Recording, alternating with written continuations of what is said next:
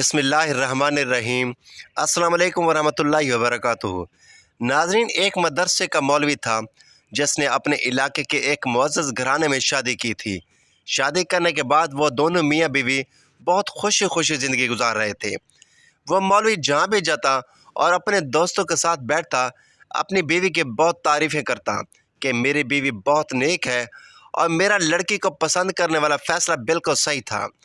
तो कभी कभार उसके दोस्त उसको कहते कि यार इतनी तारीफ़ें ना किया कर, कभी कभार मुंह की खानी पड़ती है, लेकिन वो मौलवी उनकी बातों पर तवज्जो ना देता। एक दिन मदरसे का मौलवी मस्जिद में बच्चों को पढ़ाकर घर वापस आया तो उसकी बीवी ने कहा, हमारे गुस्ल खाने के पास जो दरख्त है उसे कटवा दो, क्योंकि मेरी गैरत गवारा नहीं करती कि जब मैं गुस्ल कर रही होती हूँ तो परिंदों की नज़र भी मेरे नंगे जिस्म पर पड़े। बीवी की इस बात से वो मौलवी बहुत मुतासिर हुआ और फ़ौरन ही दरख्त कटवा दिया। वक्त गुजरता रहा।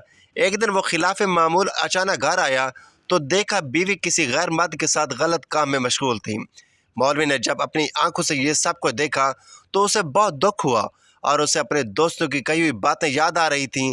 बीवी के इस सदमे से चूर चूर होकर वह अपना घर बार छोड़कर बगदाद चला गया और वहाँ अपना कारोबार शुरू कर लिया।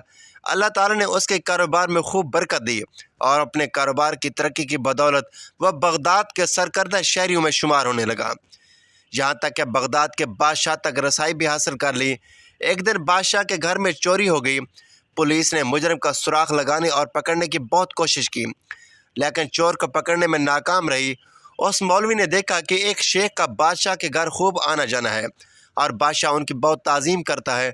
वो आदमी जब बादशाह के घर आता जाता तो आधे पाँव पर चलता, पूरा पाँव ज़मीन पर नहीं पड़ने देता था। जब उसे पूछा गया कि तू आधा पैर ज़मीन पर क्यों रखता है, तो बताया गया कि ये पूरा पाँव ज़मीन पर इसलिए नहीं रखते कि कहीं कीड़े मकोड़े न कुचले जाएं। वह शख्स फ़ौरन बादशाह के पास गया और उसे कहा, बादशाह सलामत, अगर इजाज़त हो तो मैं एक बात अर्ज़ करना चाहता हूँ। बादशाह ने कहा, जी बोलो, क्या बात करना चाहती हो? तो उस ताजर मौलवी ने कहा कि आपकी चोरी आपके अजीज़ दोस्त शेख ने की है। जब तहकीक की गई तो चोरी किया गया माल वाकई उस शेख के घर से बरामद हुआ। बादशाह ने हैरानी से कहा, हमने तो कभी सोचा भी नहीं था कि शेख भी ऐसा कर सकता है, तुम्हें कैसे मालूम है? उस शख्स ने कहा, मेरे घर में एक दरख्त था जिसने मुझे नसीहत की थी, जो लोग ज़रूरत से ज़्यादा नेक और पारसा नज़र आने की कोशिश करते हैं वो अमूमन नेक नहीं होते, वही सबसे बड़े चोर और फ्राडी होते हैं। कुछ लोग सोशल मीडिया पर बहुत ही शरीफ और बाअखलाक नज़र आते हैं, लेकिन अगर उनको प्रैक्टिकल लाइफ में देखें तो इंतहा का कमीनापन उन्हीं में होता है। अगर उनके शहर या गांव में जाकर देखें और गांव वालों से उनके बारे में पूछें तो सारे मोहल्ले वाले उनके बद अखलाकी, बदजुबानी और उनके शर से महफूज नहीं होते और उनके शर से पनाह मांगते हैं।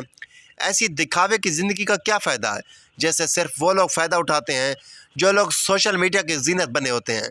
हालांकि इंसान को अमली ज़िंदगी में बाअखलाक और खुश मिजाज होना चाहिए।